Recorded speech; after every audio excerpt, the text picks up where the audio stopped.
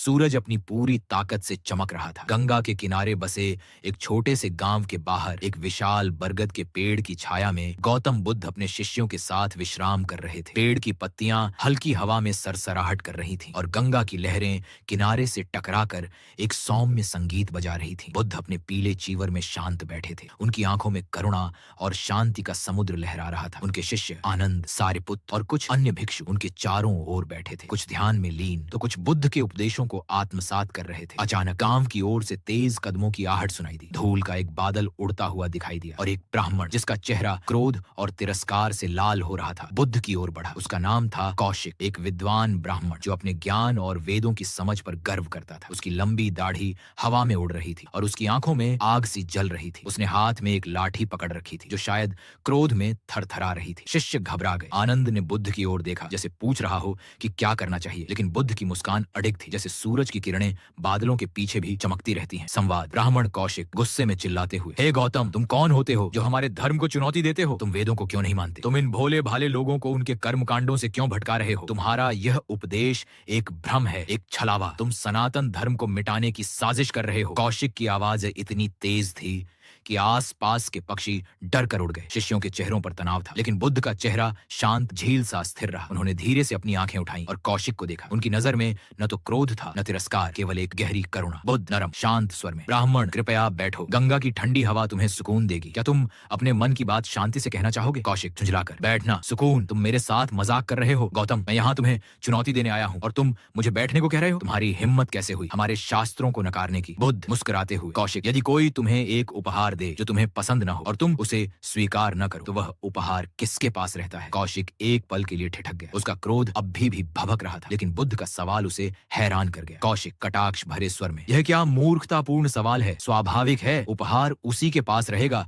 जो उसे लाया। बुद्ध हल्की मुस्कान के साथ, ठीक उसी तरह तुम जो क्रोध, अपशब्द और तिरस्कार मुझे दे रहे हो, यदि मैं उन्हें स्वीकार न करूं तो वे किसके पास रहेंगे? कौशिक की आंखें फैल गईं। वह कुछ कहना चाहता था, लेकिन शब्द उसका साथ नहीं दे रहे थे। बुद्ध की शांति उसके क्रोध को जैसे निगल रही थी। शिष्य चुपचाप यह दृश्य देख रहे थे और आनंद के चेहरे पर एक हल्की मुस्कान तैर गई। कौशिक कुछ संभलते हुए, तो क्या तुम मेरे अपमान को सहन कर रहे हो? तुम इतने कमजोर हो कि जवाब भी नहीं दे सकते? बुद्ध करुणामयी स्वर में, कौशिक, क्रोध को सहना कमजोरी नहीं बल्कि शक्ति है। जैसे गंगा अपने किनारों पर पत्थरों के प्रहार सहती है फिर भी अपनी धारा नहीं छोड़ती, वैसे ही मन की शांति क्रोध के तूफान को शांत कर देती है। तुम जो मुझे दे रहे हो वह मैं स्वीकार नहीं करता क्योंकि वह तुम्हारा है। मैं तुम्हें दोष नहीं देता क्योंकि मैं देखता हूँ कि तुम पीड़ा में हो। कौशिक कांपती आवाज में, पीड़ा? तुम कहते हो मैं पीड़ा में हूँ? मैं एक विद्वान ब्राह्मण हूँ, मेरे पास ज्ञान है, सम्मान है, मैं तुम जैसे भटके हुए भिक्षु से कहीं ऊंचा हूँ। बुद्ध स्थिर स्वर में, सच्चा ज्ञान वह नहीं जो मन को अहंकार से भर दे। कौशिक, सच्चा ज्ञान वह है जो मन को मुक्त करे। तुम विद्वान हो, तुमने वेद पढ़े हैं, शास्त्रों का अध्ययन किया है, लेकिन क्या तुमने अपने मन को पढ़ा है? क्या तुमने उस आग को देखा है जो तुम्हारे भीतर जल रही है? कौशिक का चेहरा लाल पड़ गया। वह कुछ कहना चाहता था, लेकिन बुद्ध की बातें उसके मन को भेद रही थी। वह चुप हो गया और अपनी लाठी को जमीन पर टिका लिया। उसकी सांसें तेज थीं, लेकिन अब वह चिल्ला नहीं रहा था। बुद्ध आगे बोलते हुए, कौशिक, जैसे कुएं में पत्थर डाला जाए और वह पानी की गहराई में डूब जाए, वैसे ही तुम्हारा क्रोध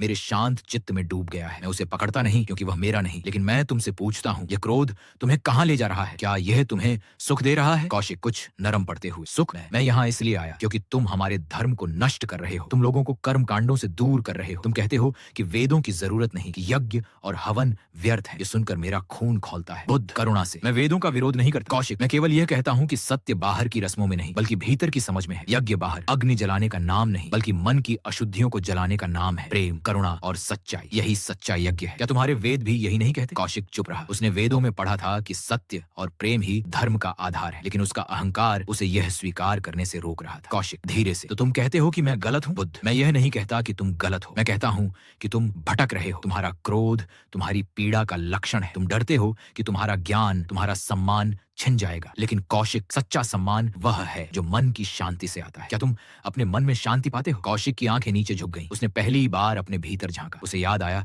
कि कैसे वह हमेशा दूसरों से श्रेष्ठ होने की चाह में जलता रहा था। उसका क्रोध, उसका अहंकार, ये सब उसकी अपनी बनाई हुई जंजीरें थी। कौशिक आंखों में आंसू के साथ, मैं नहीं जानता। मैंने हमेशा सोचा कि मेरा ज्ञान ही मेरा बल है, लेकिन तुम्हारी बातें, तुम्हारी शांति, ये मुझे झकझोर रही है। बुद्ध मुस्कुराकर, कौशिक, ज्ञान तब तक अधूरा है जब तक वह करुणा और प्रेम से न जुड़े। तुमने वेद पढ़े, लेकिन लेकिन क्या तुमने उनके सत्य को जिया? सत्य वह नहीं जो किताबों में लिखा है, सत्य वह है जो तुम्हारे भीतर जागता है। कौशिक रोते हुए, हे तथागत, मैंने तुम्हें अपमानित किया, मैंने तुम्हें भटका हुआ कहा, लेकिन अब मैं देखता हूँ कि भटका हुआ मैं स्वयं हूँ। मेरे मन में शांति नहीं, केवल अशांति है। कृपया मुझे बताइए, मैं इस आग से कैसे मुक्त हूँ? बुद्ध करुणामयी स्वर में, कौशिक, तुमने पहला कदम उठा लिया है। तुमने अपने मन को देखा, अपनी पीड़ा को स्वीकारा। यही सत्य का मार्ग है। अब इस मार्ग पर चलने के लिए 3 बातें याद रखो: सच्चाई, करुणा और ध्यान। सच्चाई तुम्हें अपने मन के अंधकार को देखने देगी, करुणा तुम्हें दूसरों की पीड़ा समझने देगी, और ध्यान तुम्हें उस शांति तक ले जाएगा जो तुम खोज रहे हो। कौशिक हाथ जोड़कर, हे बुद्ध, क्या आप मुझे शरण देंगे? मैं आपके मार्ग पर चलना चाहता हूँ। बुद्ध हल्की मुस्कान के साथ, शरण बाहर नहीं, भीतर है। कौशिक, मैं तुम्हें रास्ता दिखा सकता हूँ, लेकिन चलना तुम्हें स्वयं होगा। उठो और अपने मन का दीपक जलाओ। वह दीपक न केवल तुम्हारा बल्कि दूसरों का भी अंधकार मिटाएगा। कौशिक बुद्ध के चरणों में झुक गया। उसकी आंखों से आंसू बह रहे थे, लेकिन अब वे क्रोध के नहीं बल्कि मुक्ति के आंसू थे। शिष्य चुपचाप यह दृश्य देख रहे थे। आनंद ने बुद्ध की ओर देखा और उनकी आंखों में गर्व की चमक थी। अंतिम दृश्य बहा, सूरज ढल रहा था, गंगा की लहरें अब और सौम्य हो गई थी। कौशिक अब बरगद के पेड़ के नीचे बुद्ध के पास बैठा था, शांत और विचारमग्न। उसका चेहरा अब क्रोध से नहीं बल्कि एक नई समझ से चमक रहा था। उसने न केवल बुद्ध को देखा था बल्कि पहली बार स्वयं को भी देखा था। अंतिम संदेश: क्रोध से क्रोध नहीं मिटता, प्रेम से ही क्रोध शांत होता है। सत्य और करुणा ही वह दीपक हैं जो मन के अंधेरे को मिटाते हैं।